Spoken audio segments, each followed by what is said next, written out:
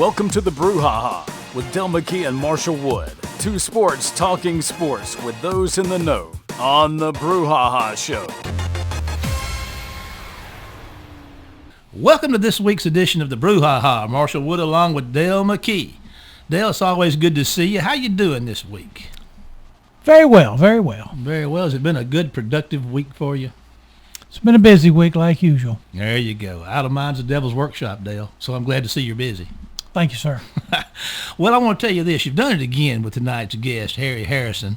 Harry is a color commentator for Ole Miss Rebel football. He's a native of Bay Springs, Mississippi, and All-American defensive back for the Rebels while attending Ole Miss from 1970 to 1974. We're looking forward to the interview, Dale, and we're going to get right to Harry and see what's up with the Ole Miss Rebels. But first, here are some words from our sponsors.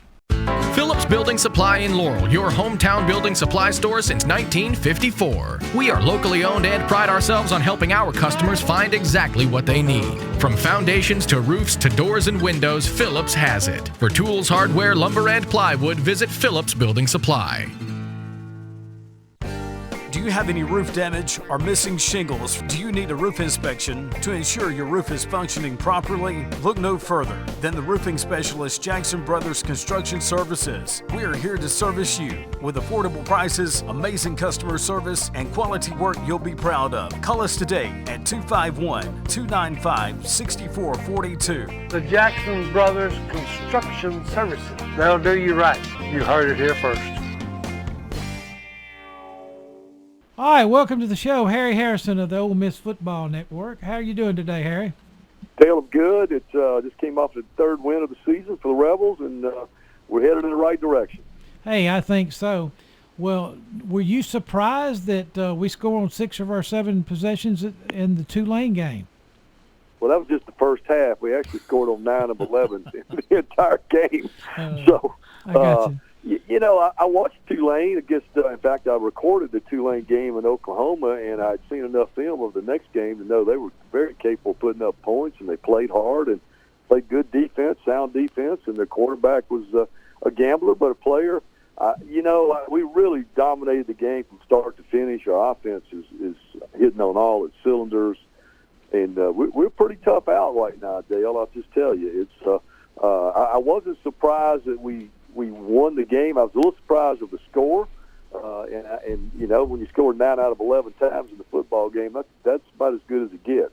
So, I probably was surprised about that part, and surprised about the score. But I've been watching our offense for the first 3 games, watch us in practice, and what's coming on too is our defense, and it's playing much, much better. Well, that was always the question mark, wasn't it? That and who's the backup quarterback. So we've got one of those answered right now, probably for sure. What about, do you think Ole Miss is a top 10 team? I do. I actually do. And I wouldn't have said that, 4 weeks ago. But after seeing what we're doing, after seeing that the defense is for real and what they're doing, and obviously there's a lot of room, for getting better. But they've come such a long way. Changed the defensive front from a 4-man, trying to do that last year, back to a 3-man, which we ran in 19, pretty darn successfully. We've got some guys transferred in, and of course the young man out of Maryland, Chance Campbell, the middle linebacker, number 44, has made a huge difference in getting everybody where they need to be. And obviously he's a terrific player. But you take Sam Williams, you take the young man Quentin Bivens out of Waynesboro, Mississippi, who's really grown up. He's had a year now under his belt, and he's pretty much handling the inside gaps with that defensive front. So a lot of good things are happening on that side. But that's what I'm most excited about, because I felt really good about our offense, even though we lost a couple terrific playmakers in the wide receiver and tight end from last year. But you know what? We kind of picked right up where we left off. Dontario Drummond out of Laurel High School, he hadn't missed a beat, and so offensively we're just right back where we were. Hey, that sounds great, and I'm glad those local boys are really helping the team this year. Let me ask you something. What about Coach K's effect? Is there really something to that offense that's different from anybody else's, or do they just run it to perfection? everybody's in the spread. Everybody's trying to play hurry up, but I'll tell you, if you watch hurry up, okay, and that's, we can call it. There's all kind of adjectives of what you want to express on this offense, but I call it fast break football. It's faster than basketball. But if you'll watch our team, once the play's over, when they're right back at the line of scrimmage and how quickly they get in their formation. I know in years past we've tried to do that, and maybe we'll got a receiver on the wrong side and you got to switch this and that. We don't do that. And so Coach Kiffin I believe, has this hurry-up offense, fast break offense, what do you want to call it? I think he's got it down to perfection. So, we're snapping the ball every 7 or 8, 9 seconds, and that's pretty darn quick. And over a period of time, if you can get away with that and sustain these long drives, and Saturday night, of course, we got a little small deluge, 3 or 4 inches here over about a 3-hour period, and it kind of slowed things down a little bit, and so we took the air out of it. Normally we score within less than 2 minutes. Saturday night we were sometimes 3 or 4 minutes. One particular drive, I think we did it 2 plays, but more than likely, we took a little air out of it Saturday night. But if you'll notice, we're very, very efficient on lining up and getting the next play off quickly. Yeah, they do sign. That's the thing about football. If you line them up straight and they play hard, you got a chance to win. So that's great. Well, tell me some other things about this team. It seems like that they got the field goal kicker that they need. Is that correct? I would say so, although he missed I think it was a 54-yarder the other night, had plenty of legs, just kind of drifted off to the right. But he's a freshman out of Mandeville, Louisiana, Caden Costa. I think towards the end he got tired of kicking off, and that could have made a difference on the long field goal, because I think that was later on in the game. But he definitely got tired of kicking off, and so we replaced him towards the end of the game. But I think he's the one missing piece that we didn't have going into the season. And defensively, we got a lot of depth. We've got most of our guys came back on defense, and then we signed these 2 JUCO guys, Jamon Gordon out of Meridian and Isaiah Iton out of Texas, and they've made a big difference. We've got some freshmen that have, especially on the back end of that defense, that are playing. Number 27, I have to think about his name for a minute, but he doesn't jump right off the bat, but his name is, and I'll have to come back to his name because he just left me. We'll remind you of 27. At least we don't have 2 27s in the game at the same time. That's good. Well, no, they did that up Memphis, I heard, but no, only 27. He's a strong safety and playing, and of course, Tyler Knight, number 4. He's not big enough. I love that guy, enough. Man. He's just awesome. A football player, yeah. And he's one of my favorite kids out there. And you see him and you go, "There's no way this guy can play." But he plays every game. He hits you. He finds a way to get to the tackle, and he makes things happen. He really does. So, but we got 4 or 5 really good safeties that are spread out across there. And number 27's named Tyshawn. I started to say he was Knight, but it's not. And Johnson, Tyshawn Johnson's out of Philadelphia, Pennsylvania. Came in January, and really, he doesn't seem like a freshman should be. Even though he got here in January, had an extra semester. He's kind of ahead of the curve, but he's done very well back there. Got some veterans back at corner, and Jalen Jones. Got DeAndre Prince back after being gone for a year. Just got a lot of depth on that side, Dale. They're all playing very well. The system is simplified. We got, really a 3-man front, and then those 2 linebackers. Lakia Henry was the leading tackler last year, came back, the weak side. So got some guys that know how to play football, and they've grown up, and the added depth has really pushed these guys to get better. Sam Williams is having one of those all-conference type seasons so far. We only ended game 3, but number 7, defensive end, is really playing hard, and I think he'll be playing on Sundays come next year. So things are just going well. Knock on wood, we hadn't had any major injuries, and we certainly don't need to have one to number 2, because that's where it all starts and stops with Matt Corral. Hey, what about what's the backup situation look like at that position at quarterback? Of course, we don't want to harm. That's a really good question. We've had Kincaid Dent on campus for 3 years now, and I really thought he was going to take a step forward. And I've just seen him in spots, and I'm not sure they've taken the rain off of him in the games he's gotten into. He did throw the ball a couple times the other night, just was not accurate, not on the money. I would almost say that the young freshman Luke Altmaier might be the first guy up. Now he's been injured. He had an oblique injury or something to that effect, so he missed Saturday night. But I would guess that he might get the first shot if Matt were to get nicked up. Let's hope we don't have to, turn to that, because it would be a huge drop off. But that would be my guess. It would be probably Luke Altmaier, a young man out of Starkville High School. I want to ask you a question for a second, just kind of get outside the lines a little bit, being from this area and watching this kid called John Rice Plumlee play in high school and playing against him. And, of course, up there his freshman year, he did such a great job filling in, in Corral's injury. I know they're trying to find a place for him. I believe they are, and I see them moving around. Is he going to make it, you think? Is he going to finally hit his stride in another position? Well, and I think so. And what people don't realize is he got nicked up during fall camp, so he missed a lot of practice time. Okay. And he's moved, and that's not. They don't, Kiffin doesn't talk about injuries much, but he missed a lot of time in the preseason, and he's playing the slot and he's playing quarterback, and they'll put him in a run. They're trying to get him touches. There's no doubt about that. Obviously, he's a very talented guy.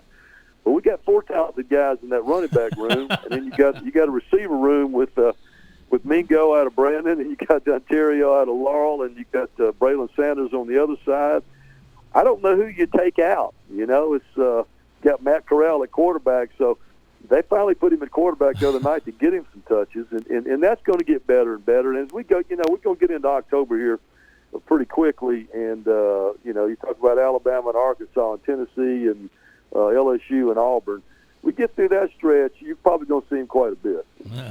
Well, the way you use the quarterback in the offense, passing and running, the one thing I remember when Hugh Freeze was at Ole Miss, he didn't run Chad. He told Chad Kelly not to run much, like in the first, part of the season, because he didn't want to get nicked up and hurt. I see Corral trying to run over people. So I guess. Well, Matt is Matt. Number one has got that gunslinger mentality, and here's a point nobody knows about, because I've gotten to know his dad fairly well. He told me even into the 8th grade, Matt was a linebacker. Okay, so I said, well, how did he wind up at quarterback? He said the coach there was an air ball or something. The coach asked him to throw it back across the field, and he zoomed it back over there. They recognized his arm talent, and the rest is history. And that's a true story. It came from his father. So, I say that to say that he's still got that linebacker mentality.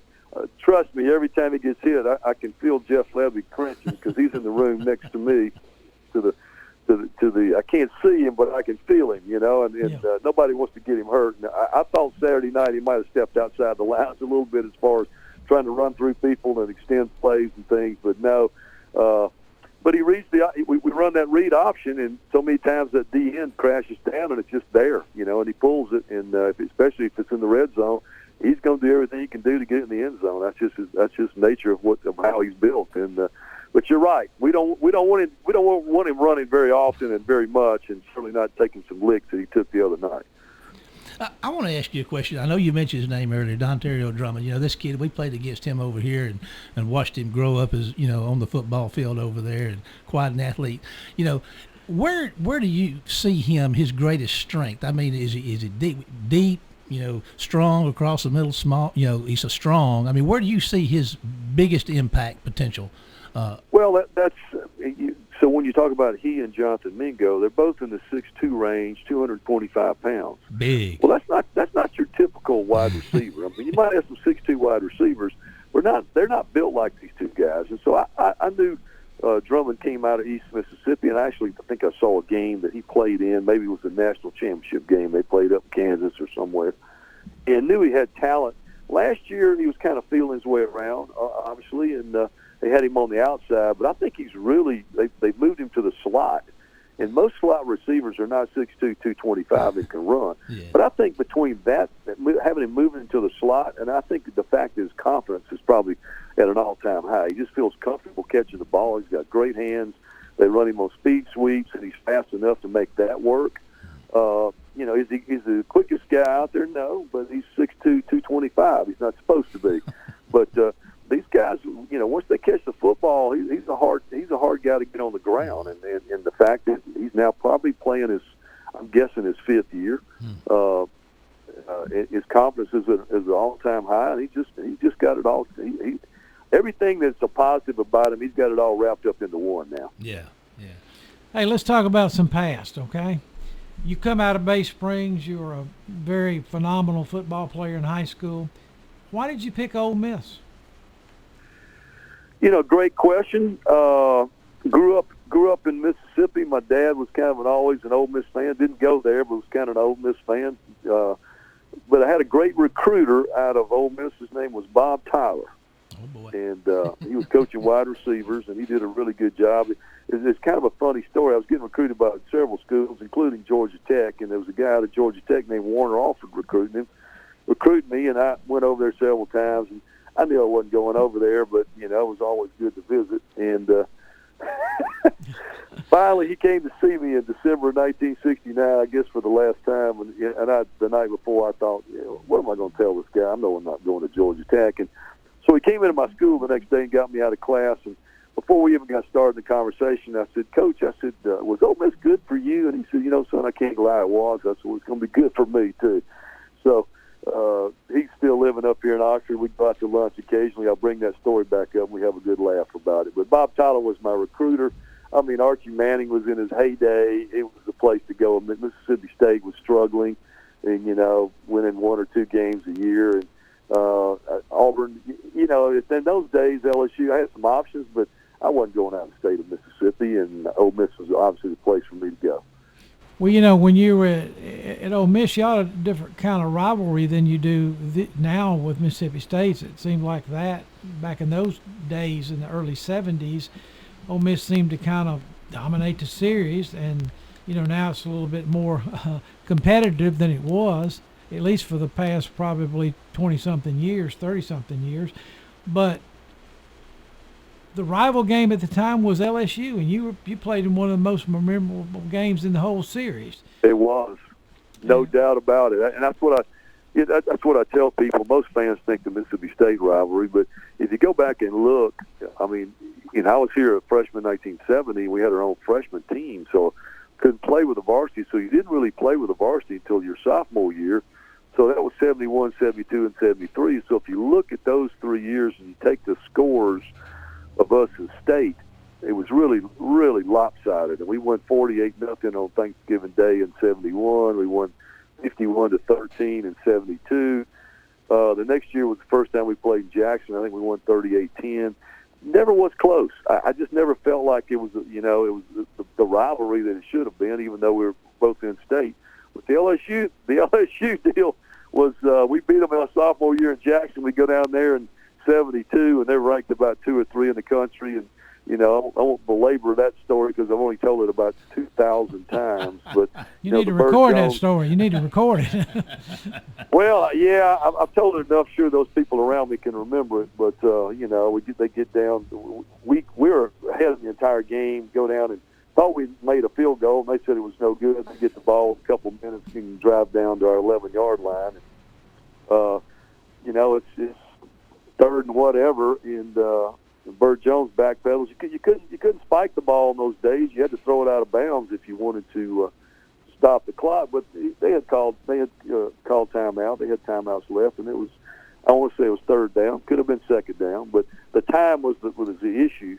There was 4 seconds on the clock, and Burt Jones takes a snap under center, backpedals, fakes a draw, pumps a couple times, and then throws a post route. And Nicky Fertizzi, who was our strong side safety, I was the free, bats it away, and we're celebrating the end zone, right?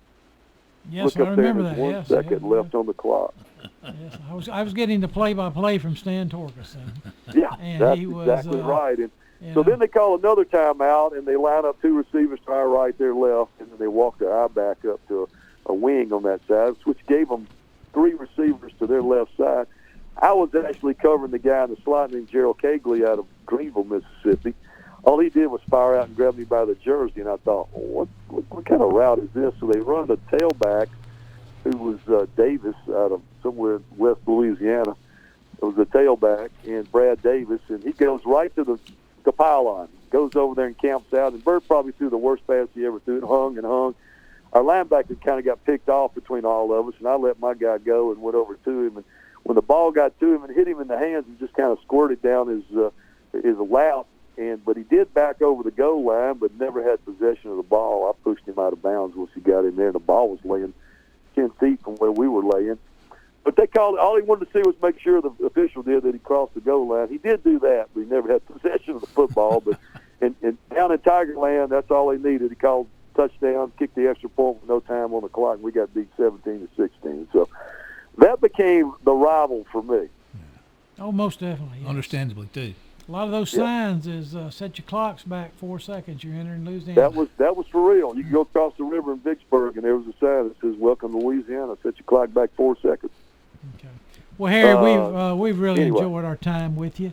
How do you think the Ole Miss game will go this Saturday against Alabama?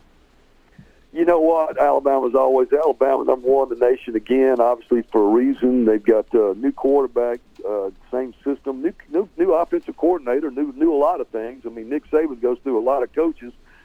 I think if anybody's got a chance, we got a chance. I really think if you got a good quarterback who's hitting on all the cylinders, we know we put some points up on them last year. I believe our defense has improved enough that possibly we can slow them down.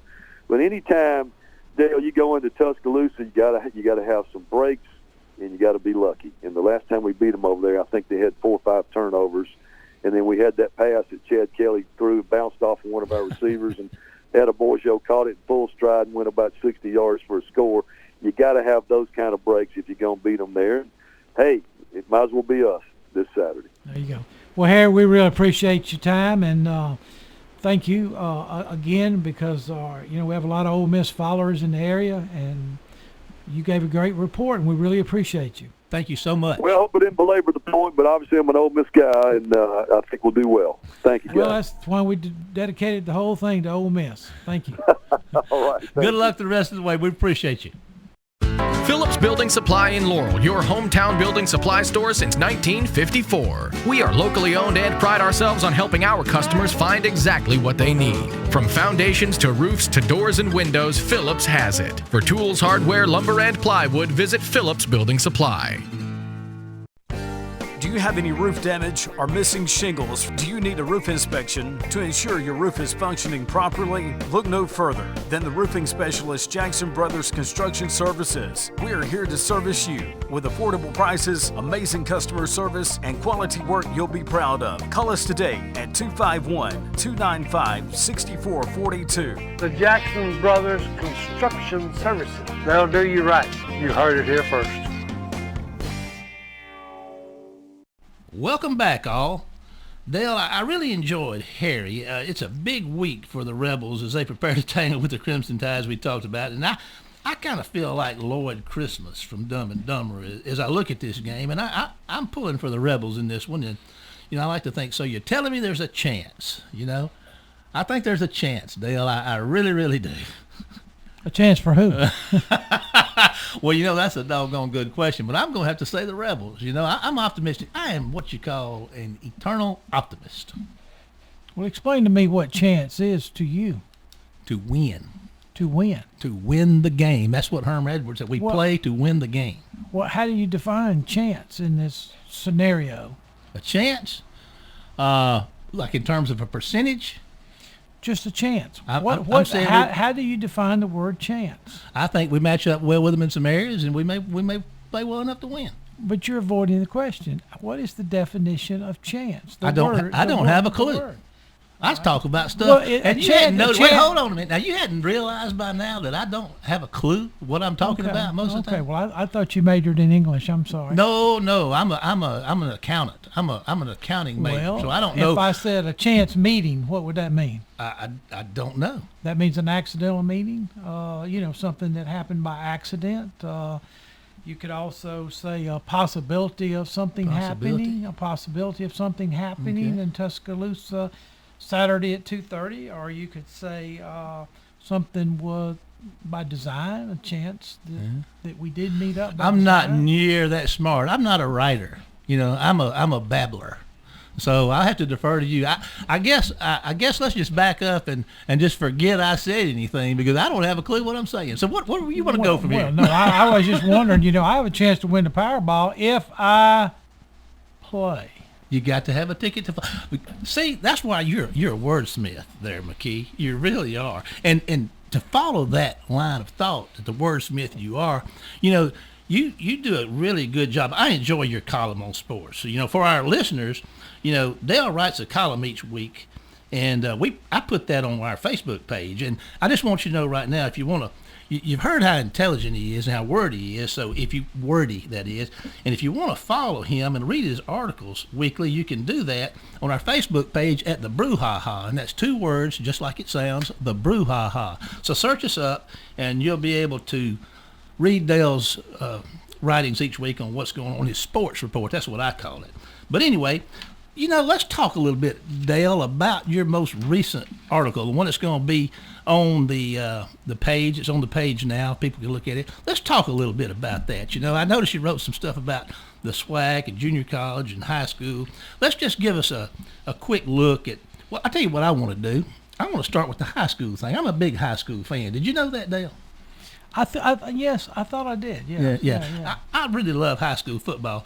So tell us a little bit about what you wrote concerning a very special reunion game, I guess is a good way to call it, that happened up there between Enterprise and Quitman. Well, they're probably less than 10 miles away from each other, Quitman and Enterprise up in Clark County, and they had an interesting matchup. They met for the first time since 1997 Friday night at Enterprise at old L.J. Davis Field. And the Enterprise Bulldog beat up on the Quitman Panthers kind of handily. And so the other odd thing about it, that's the first time that Enterprise had beaten Quitman, and people don't really remember when. Some people were reporting it's been 50 years. So it was a long time, but, they're right next door neighbors, and they had a very, very good crowd, Mm-hmm. I'd like Charlie Britton one day to tell us how many was there, because, he can put exact attendance figures on these things for us. Yeah, well, it's funny you should mention that. I've got I've got friends. I spent a lot of time talking to Charlie. I work with Charlie daily, and a good friend of mine, James Williams, people know him as Rat. They played on the Waynesboro Central team back in the day, in the 70s, 72, 73, 74, and I hear them talking a lot about the matches that the Waynesboro Central Panthers had with Enterprise and Coach Davis and his bunch up there.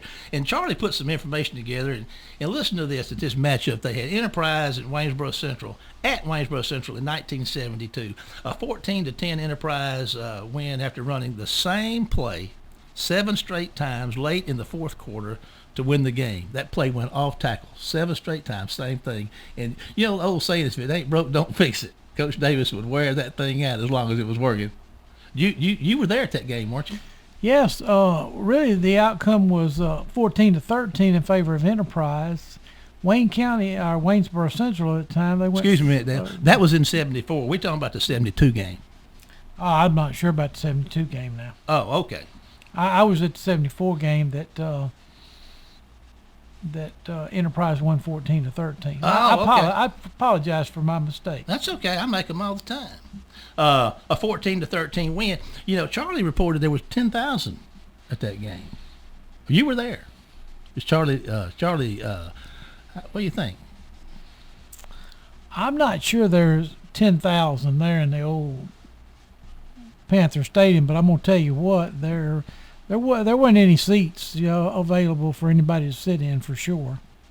I listened to him talking about this matchup. We talked about 72, 73, 14-10 in 72, 7-6, Waynesboro to win the Samdale Conference. Leroy Bill caught a TD pass from Tony Bowen falling in the end zone. Most Enterprise people, of course, said he didn't catch it. Could you imagine that? But the referee said he did, so that's all that mattered. So 72 was a 14-10.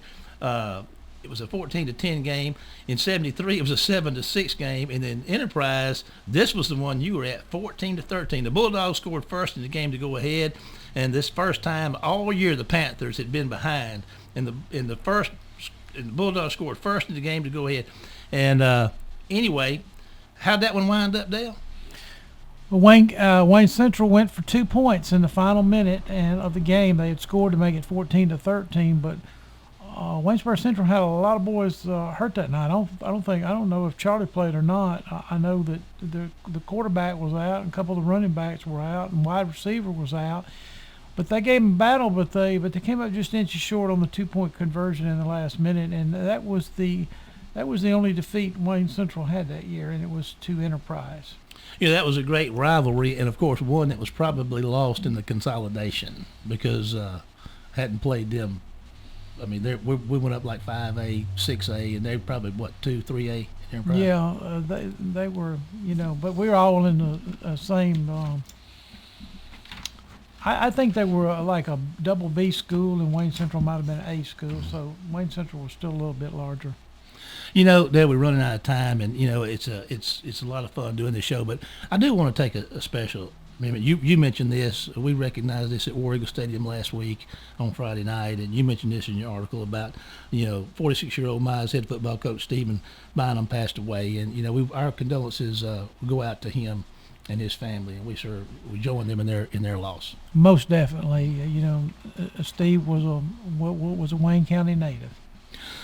Well, folks, it looks like we're about out of time. I want to thank you for being with us this week. And remember that you can listen to the show on Tuesdays and Fridays at 6 p.m. And also be sure to follow us on Facebook at the Brouhaha. We look forward to next week for more of the Brouhaha. But for now, that's a wrap. Take us out of here, Jamie. You've been listening to the Brouhaha with Dale McKee and Marshall Wood. Heard Tuesday evening, 6 p.m. on WABO. For more of the Brouhaha, follow us during the week on Facebook and WABO.